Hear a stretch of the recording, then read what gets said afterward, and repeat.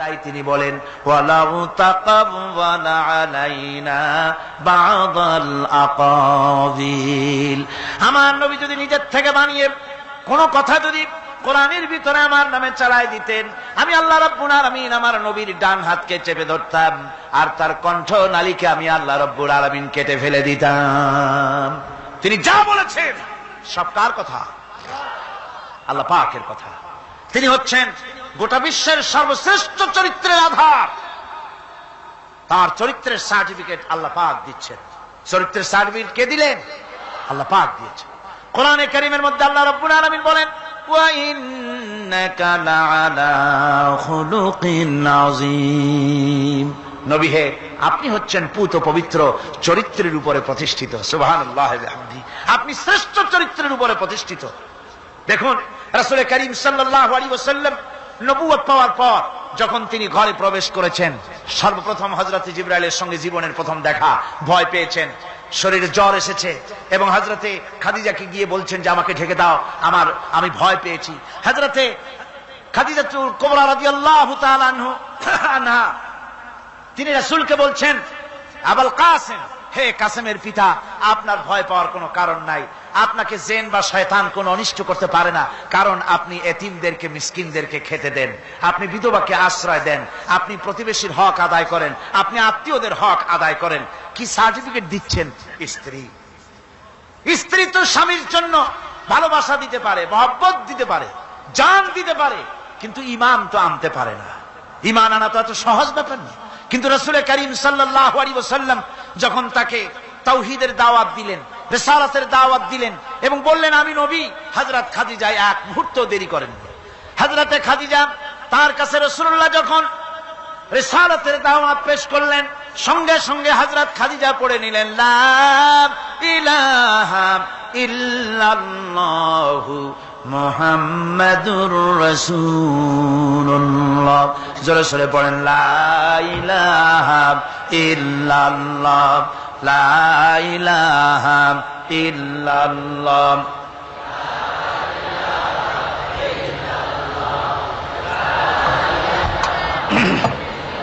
মুহাব্বতের সাথে জোরে জোরে পড়েন লা ইলাহা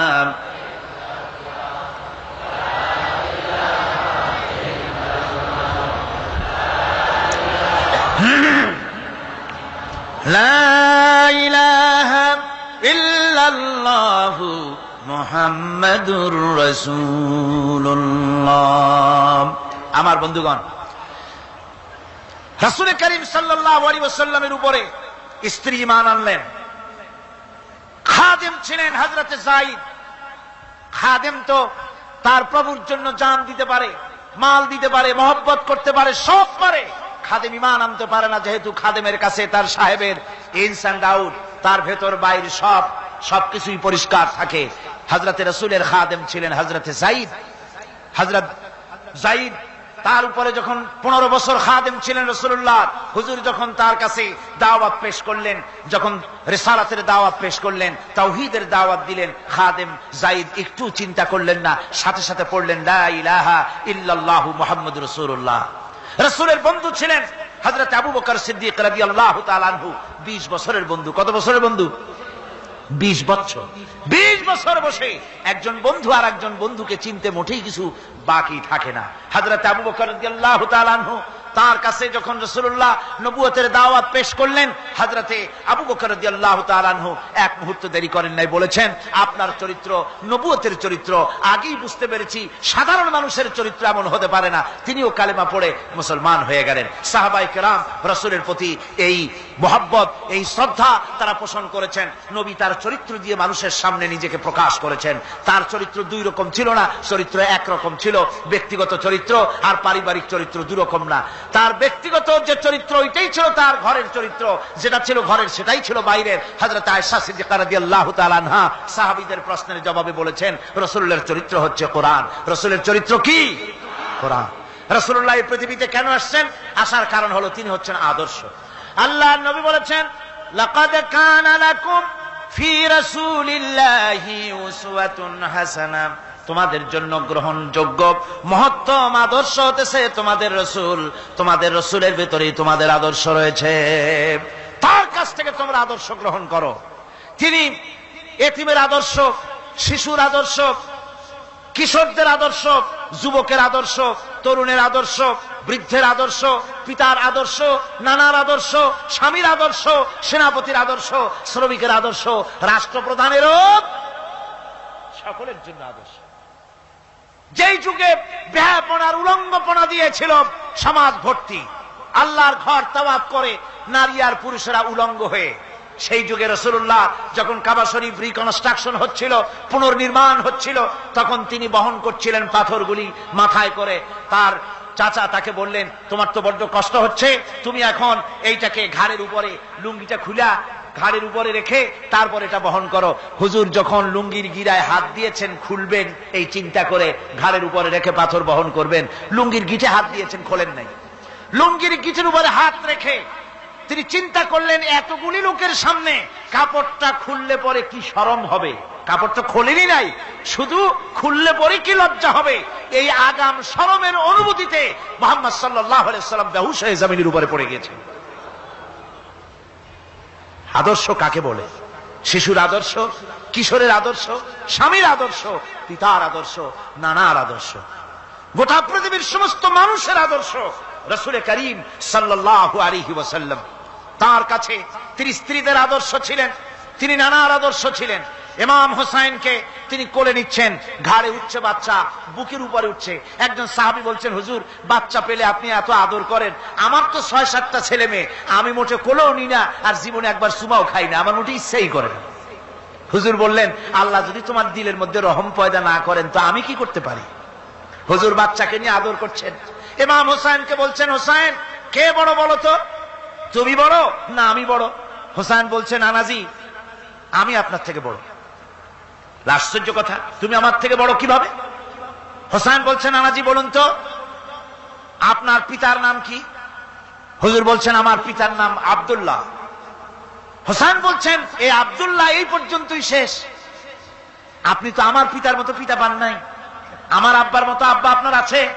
আমার আব্বাকে বলা হয় আসাদুল্লাহিল গালিব, সমস্ত কাফেরদের জন্য বিজয়ী বীর বাঘ আমার আব্বা। এবং আমার আব্বা সম্পর্কে আপনি বলেছেন, আনা মাদিনাতুল ইলম ওয়া আলিয়ুম বাবুহা, আমি হচ্ছে একটি জ্ঞানের রাজ্য আর আলী হচ্ছে সেই রাজ্যে প্রবেশের প্রধান তরুণ। আমার বাপের মতো বাপ আছে আপনার? হুজুর আশ্চর্য হয়ে গেলেন, বাচ্চা বলে কি? হোসাইন বলছেন, নানাজি এবার কোন তো দেখি, এবার বলুন তো দেখি আপনার মায়ের নাম কি? হুজুর বলছেন, আমার মায়ের নাম আমেনা। হযরত হোসেন বলছেন, এই আমেনা পর্যন্তই শেষ, কয়জনে চিনবে কর?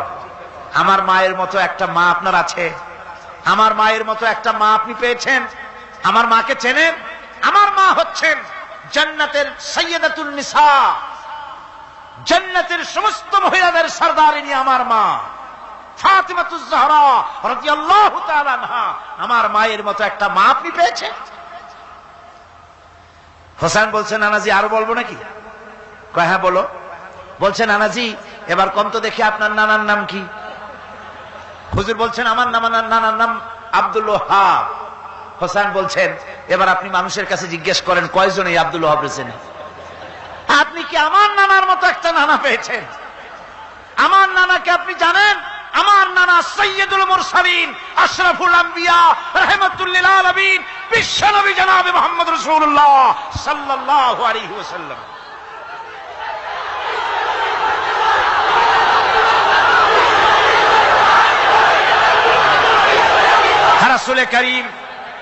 রাসূল করিম সাল্লাল্লাহু আলাইহি ওয়াসাল্লাম হোসাইনকে বুকের সাথে জড়িয়ে ধরে হোসাইনের ঠোঁটের উপরে, তার চিবুকের উপরে, তার গণ্ডদেশে, তার কপলে বারবার চুমো খেতে লাগলেন আর বললেন, নানা আমি আজকে তোমার সামনে হেরে গেলাম। সুবহানাল্লাহি ওয়া বিহামদিহি। কি আদর করতেন তিনি বাচ্চাদেরকে। রাসূলুল্লাহ রাস্তা দিয়ে যেতেন আর বাচ্চারা খেলাধুলা ছেড়ে রাসূলের কাছে ছুটে আসতো। একবার তো রাসূলুল্লাহ একটা বাচ্চার মাথায় হাত বুলিয়ে খেলা ছেড়ে দিয়ে ছুটে আসছে। হুজুর তাকে জিজ্ঞেস করলেন, তোমার সাথে যে পাখিটা থাকতো সেই লাল পাখিটা কই? ছেলে তো কেঁদে ফেললো। ছেলে বলে ফেললো যে আপনি বিশ্বনবী, আমি একটা ছোট্ট মানুষ, আমার পাখির খবর আপনি রাখেন। সুবহানাল্লাহি ওয়া বিহামদিহি। রাসূলুল্লাহ তার চরিত্র দিয়ে মানুষকে জয় করেছিলেন, মহব্বত দিয়ে। তরবারি দিয়ে ইসলাম প্রতিষ্ঠিত হয় নাই। ইসলাম এসেছে মহব্বত দিয়ে, উদারতা দিয়ে, ভালোবাসা দিয়ে। তরবারি দিয়ে ইসলাম বিজয় হয় নাই পৃথিবীর বুকে। পিতামাতার প্রতি ভালোবাসা ইসলামের এক মহান শিক্ষা, যা দেখতে পাওয়া যায় রাসূলুল্লাহ সাল্লাল্লাহু আলাইহি ওয়াসাল্লামের চরিত্রে। আল্লাহ রাব্বুল আলামিন বলেন, وَقُلْ لَهُمَا قَوْلًا كَرِيمًا। মা বাবার সঙ্গে সম্মানজনক কথা বলো, খবরদার বেয়াদবি করবে না। আর মা বাপের জন্য, তাদের জন্য আমি আল্লাহ রাব্বুল আলামিনের কাছে দোয়া করো, রব্বিরহামহুমা কামা রাব্বায়ানি সাগীরা। পড়েন সবাই, রব্বিরহামহুমা কামা রাব্বায়ানি সাগীরা। আল্লাহ রাব্বুল আলামিন শিখাই দিলেন, বান্দারে তোর মা বাপের জন্য আমার কাছে দোয়া কর, আয় আল্লাহ আমার মা বাপ যেমন ছোট্টবেলায় আমাকে স্নেহের কোলে লালন পালন করেছে, মাবুদ গো আমার মা বাপকে তোমার রহমতের কোলে লালন পালন করো। আল্লাহ শিখাই দিচ্ছে। হাদিস শরীফ এসেছে, হুজুর বসে আছেন মসজিদে নববীতে, সাহাবায়ে কেরাম বসা। এক বৃদ্ধা মহিলা প্রবেশ করেছেন মসজিদে, হুজুর তাকে দেখে দাঁড়ায় গেলেন।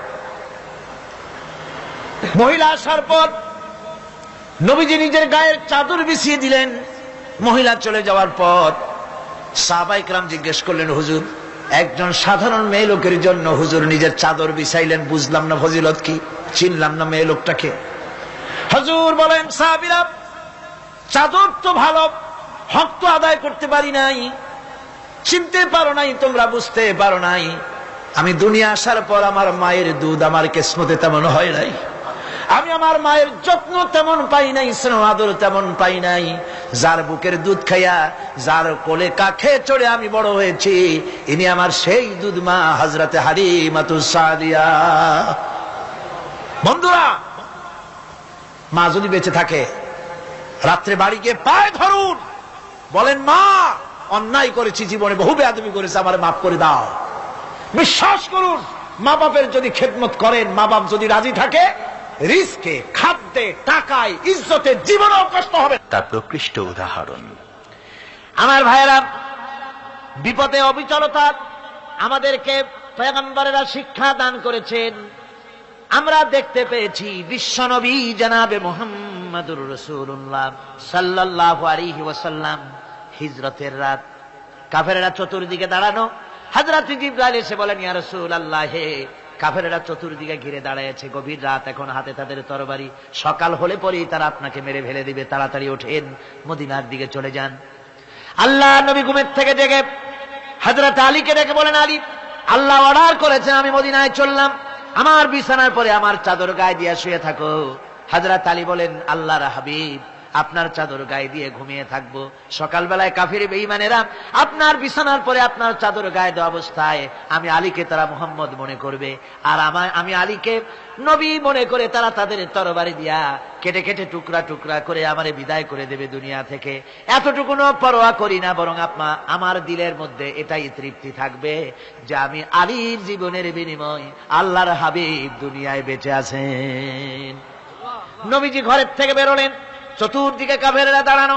আল্লাহ নবী হাতে এক মুষ্টি বালু হাতে নিয়ে শাহ হাতেল বজু পড়ে 3 বার দম করে বালুগুলো ছেড়ে দিলেন। বালিগুলি ঘরের চতুর্দিকে কাফেরদের চোখে চলে গেল।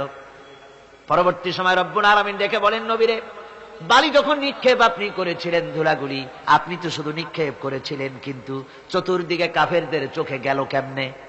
একদিকে মেরেছিলেন, সেই দিকেই তো যাওয়ার কথা ছিল, চতুর্দিকের কাফেরের চোখে চোখে সেগুলো পৌঁছে গেল কেমনে? ওয়ামা রামাইতা ইদ রামাইতা ওয়ালাকিন্নাল্লাহ রামা। আপনি নিক্ষেপ করেন নাই, যখন আপনি নিক্ষেপ করেছিলেন আপনি তো শুধু বালুকণা ছেড়েছেন, আর ওই বালুকণাগুলি ঘরের চতুর্দিকে সব কাফেরদের চোখে পৌঁছবার দায়িত্ব আমার কুদরত গ্রহণ করেছিল। আমার ভাইয়েরা, নবীজি বিপদে, এতগুলি শত্রু তরবারি নিয়ে তিনি বিপদে ধৈর্য হারা হন নাই। আস্তে করে ঘরের থেকে বেরিয়ে হযরত আবু বকরের বাড়িতে গিয়ে হাজির। দরজায় গিয়ে আওয়াজ দিলেন, আবু বকর। অমনি দরজা খুলে গেল, লাব্বাইক ওয়া সাদাইক। হুজুর বলেন, আবু বকর রে, একটা ডাকে কেমনে সাড়া দিলে? তুমি কি ঘুমাইছিলে না? হযরত আবু বকর বলেন, হুজুর আপনি বলেছেন আমাকে নিয়ে হিজরত করবেন, আমি মনে মনে চিন্তা করেছি, না জানি কত রাত্রে নবীজি আসেন, উঠতে যদি আমার দেরি হয়ে যায়, নবীজি যদি দরজার কাছে দাঁড়ায় দাঁড়ায় আমার ডাকাডাকি করে, আর আমি যদি ঘুমায় থাকি, তাহলে আল্লাহ নবীর সঙ্গে বেয়াদবি হয়ে যাবে। এই মনে করে বিছানায় না ঘুমাইয়া আপনার গলার আওয়াজ শোনার জন্য এই দরজার সঙ্গে পিঠ লাগাইয়া লাগাইয়া দাঁড়াইয়া ঘুমাচ্ছিলাম। আল্লাহ নবী হযরত আবু বকরকে সঙ্গে করে নিয়ে চললেন মদিনার দিকে, উল্টা পথে রওনা করলেন। বারবার কাবা শরীফের দিকে তাকাতে লাগলেন। বুখারী শরীফে এসেছে, নবীজি বারবার কাবার দিকে তাকিয়ে বলতেছেন, রে কাবা, বড় আশা ছিল তোর কাছে থাকবো, তোর খেদমত করব, কিন্তু তোর নিষ্ঠুর সন্তানেরা তোর কাছে আমারে থাকতে দিল না রে। আল্লাহ নবী মিসফালা দিয়ে জাবালে কেদোয়ার উপর দিয়ে চলে গেলেন জাবালে সুরে। গুহার কাছে যখন গিয়েছেন, হযরত রক্ত হয়ে গেল। হযরত আবু বকর রাদিয়াল্লাহু তাআলা আনহু বলছেন, হুজুর আর উপায় নাই, দিন হয়ে গেল, এখন বুঝি ধরা পড়ে যাব, ওই গুহার মধ্যে গিয়ে আশ্রয় নেই। তবে আপনি দাঁড়ান, গুহার ভিতরেই পাহাড়িয়া গুহা, বিচ্ছু থাকতে পারে, সাপ থাকতে পারে, আমি আগে ঢুকি, যদি কোনো হিংস্র প্রাণী থাকে আমার উপর দিয়া আঘাত হয়ে যাক, আল্লাহর নবী হেফাজতে থাকুক। হযরত আবু বকর রাদিয়াল্লাহু তাআলা আনহু গুহার ভিতরে নামলেন। নেমে গুহা সাফ করে হুজুরকে ডাকলেন। হুজুর তাশরীফ ফরমালেন গুহার মধ্যে।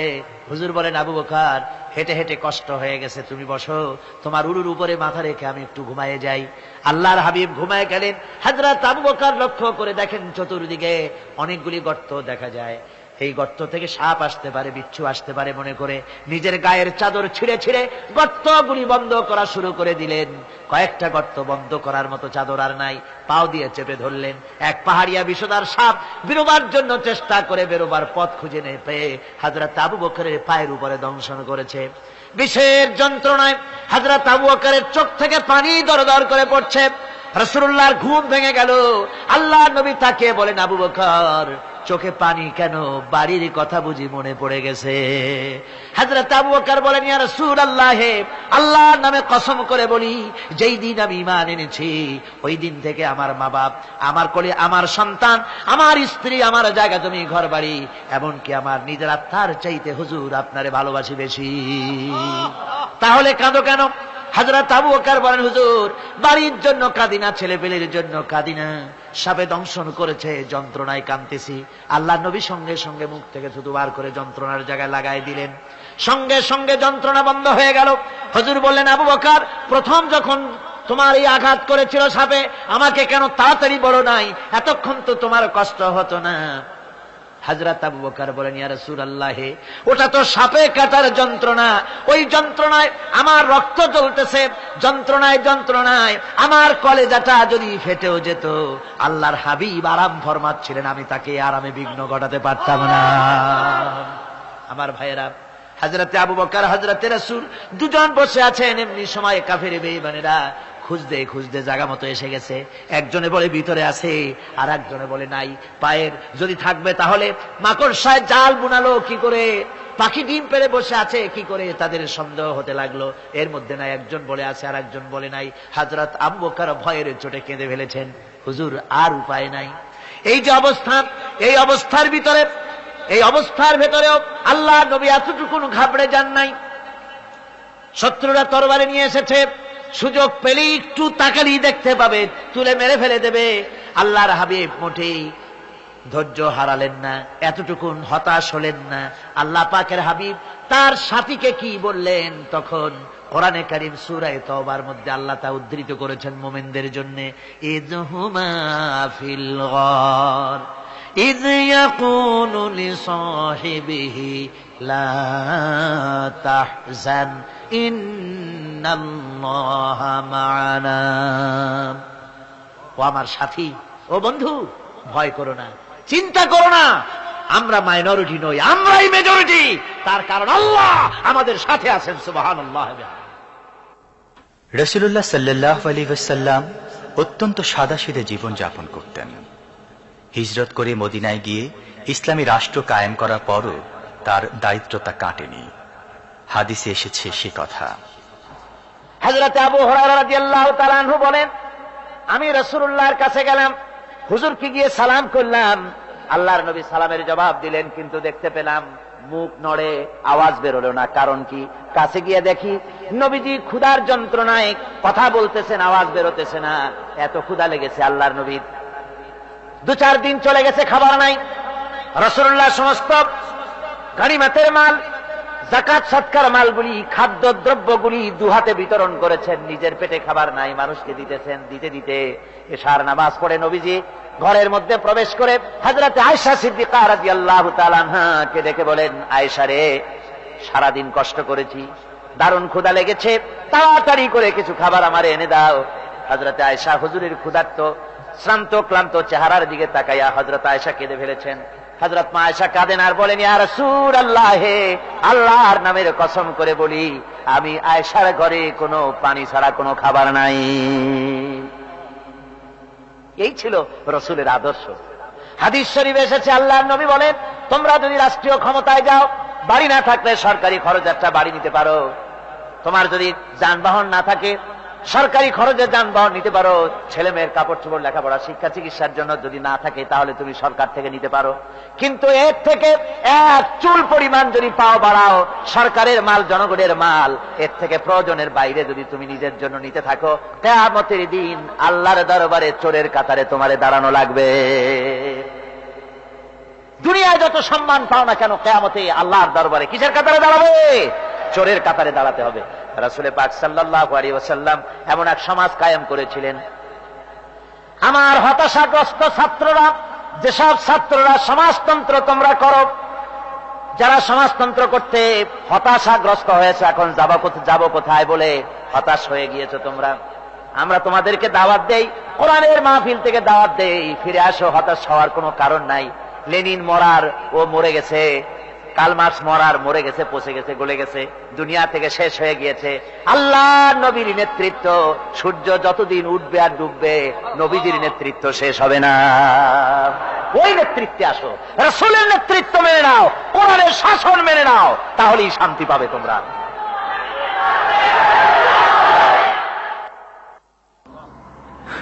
আল্লাহর নবী দুপুরে আরাম করতেছিলেন।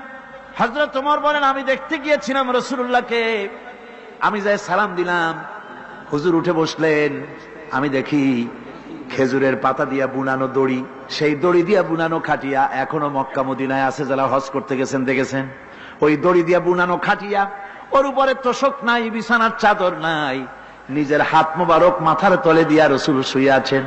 ওমরকে দেখে হুজুর উঠে বসলেন। ওমর বলেন, আমি রাসূলের পিঠের দিকে তাকায় দেখি দড়িগুলোর দাগ কেটে আছে। আমি সহ্য করতে পারলাম না, আমি শিশুর মতো ডুকরে কেঁদে উঠলাম, বললাম, ইয়া রাসূলুল্লাহ, এই পৃথিবীর কাফির বেঈমানেরা এত শান্তি করলো দুনিয়ায়, আর আল্লাহর হাবিবের পিঠে দড়ির দাগ বরদাস্ত করতে পারছি না। আপনি আমার অনুমতি দেন, একটা তোশক আপনার জন্য বানায় দেই। হুজুর আমার বলেন, ওমর রে, শোনো, দুনিয়ায় শান্তি করার জন্য আমি আসি নাই। আমি যদি হুকুম করি উহুদ পাহাড় আমার জন্য সোনায় পরিণত হয়ে যা, উহুদ পাহাড়টা আমার জন্য সোনা হয়ে যেতে পারে। আমি দুনিয়ায় শান্তির জন্য আসি নাই, এসেছি মানবতার মুক্তির জন্যে। পৃথিবীর মানুষগুলিকে বাঁচাতে এসেছি, সাদা কালো মানুষের ব্যবধান দূর করতে এসেছি। রাসূলুল্লাহ নারীর অধিকার দিলেন, সাদা কালো মানুষের ব্যবধান দূর করে দিলেন। পাহাড় সমান উঁচা সাদা কালো মানুষের অধিকারকে প্রতিষ্ঠিত করলেন, বললেন মানুষে মানুষে কোনো পার্থক্য নাই। আরবের উপরে অনারবের, অনারবের উপরে আরবের, ভাষার, সাদার উপরে কালোর, কালোর উপরে সাদার, কোন বর্ণ বৈষম্য ইত্যাদি দিয়ে মানুষের ফজিলত হয় না। মানুষের মর্যাদা বাড়ে, ইন্না আকরামাকুম ইনদাল্লাহি আতকাকুম। মানুষের মধ্যে মর্যাদা তোমাদের মধ্যে আল্লাহর কাছে তার, যে ব্যক্তি তোমাদের মধ্যে আল্লাহকে বেশি ভয় করে। সুবহানাল্লাহ কোন, সুবহানাল্লাহ কোন। আমার ভাইয়েরা, নবীজি মদিনা মুনাওয়ারায় ইসলামী রাষ্ট্রের রাষ্ট্রপ্রধান হয়েছেন। আজ বাজারে যেতেছেন, যাওয়ার সময় ডেকে ডেকে বলেন, বিধবাদের বাড়ির সামনে দিয়ে যায়, তোমাদের বাজার লাগবে নাকি? এতিমের বাড়ির সামনে থেকে যায়, তোমাদের বাজার লাগবে নাকি? আমারে বলো, আমি বাজার করে এনে দেব। নিজের পেটে খাবার নাই, দুয়ারে দুয়ারে খাবার পৌঁছে গেছে, খাবারের অভাব নাই, মানুষ খাওয়া পেয়েছে, পড়া পেয়েছে, চুরি ডাকাতি বন্ধ হয়ে গেছে। হুজুর বলেন, খায়রুল কুরুনে কারনি, সর্বশ্রেষ্ঠ যুগ আমার যুগ। সুদ বন্ধ হয়ে গেল, রাসূলুল্লাহ বললেন সুদ আর চলবে না, হারাম। সুদ বন্ধ হয়ে গেল। হুজুর ব্যাংক চালু করে দিলেন। ব্যাংকের নাম হলো বাইতুল মাল। কি নাম হলো? এই ব্যাংক যেদিন রাসূলুল্লাহ উদ্বোধন করেন, আল্লাহর নবী বাইতুল মাল ব্যাংক উদ্বোধনের দিনে যে বক্তৃতা করলেন বুখারীতে, সেই বক্তৃতা লেখা হয়ে গেল। আল্লাহর নবী বলেন, মান তারাকা দায়নান আও দিয়ান ফালাইয়া, আমার এই রাষ্ট্রের ভিতরে কোন মানুষ যদি ঋণগ্রস্ত অবস্থায় মারা যায় আর ঋণ পরিশোধ করার মতো অর্থ যদি তার কাছে না থাকে, তাহলে তার ঋণ পরিশোধের দায়িত্ব, তার বিধবা স্ত্রী আর তার এতিম বাল বাচ্চার সব দায়িত্ব আমি মুহাম্মদ সাল্লাল্লাহু আলাইহি ওয়াসাল্লাম আমার কাঁধের উপরে উঠাইয়া নিলাম। এমন সুন্দর রাষ্ট্র চালু হয়ে গেছে, মানুষ খাবার পেয়েছে, পড়ার পেয়েছে। বুড়োরা যাদের কাজ নাই, বুড়ো মানুষ কাজ করতে পারে না, তারা বসে বসে খাবারের ব্যবস্থা হয়ে গেছে। যুবকদের চাকরি হয়ে গেছে, বেকার কেউ আর বেকার নাই, সব কাজে ব্যস্ত হয়ে গেছে, মানুষের কাছে কাজ মিলেছে। কৃষক তাদের উৎপাদিত পণ্যের সঠিক মূল্য পাচ্ছে, শ্রমিক শ্রমের মর্যাদা পাচ্ছে, শ্রমিক মর্যাদা পাচ্ছে। রাসূলুল্লাহ বলেছেন শ্রমিক আর মালিক মনিব আর গোলামের সম্পর্ক না, সম্পর্ক ভাই ভাই। সম্পর্ক কি? শ্রমিকের মর্যাদা রাসূলুল্লাহ এভাবে দিলেন, নিজে শ্রম দিলেন। মদিনার 8 বছর চলে যাওয়ার পর হযরত আয়েশা রাসূলুল্লাহকে দেখলেন মাজা কুজা। হযরত আয়েশা বলেন, হুজুর মাজাটা কুজা কেন? বয়সের কারণে হলো নাকি? হুজুর বলেন, না, বয়সের কারণে হয় নাই। এই মদিনার চতুর্দিকে কাফির বেঈমানেরা যখন মদিনাকে আক্রমণ করেছিল, আমি তখন মদিনার চতুর্দিকে খন্দক পরিখা খনন করেছিলাম, 3 মাইল লম্বা, 15 ফিট গভীর, 30 ফিট চওড়া। সাহাবীরা মাটি কেটেছে, আমি মাটি বহন করেছি, আবার আমি মাটি কেটেছি, সাহাবীরা মাটি কেটেছে। মাটি কেটে আর মাটির ঝুড়ি বহন করে করে কোমরে যে বেদনা হয়েছিল, আজ পর্যন্ত সেই বেদনা সেরে যায় নাই। এই হলো আমার রাসূল, এ হলো বিশ্ব নবী। কি নবী? সিল্লা এখন কি নবী?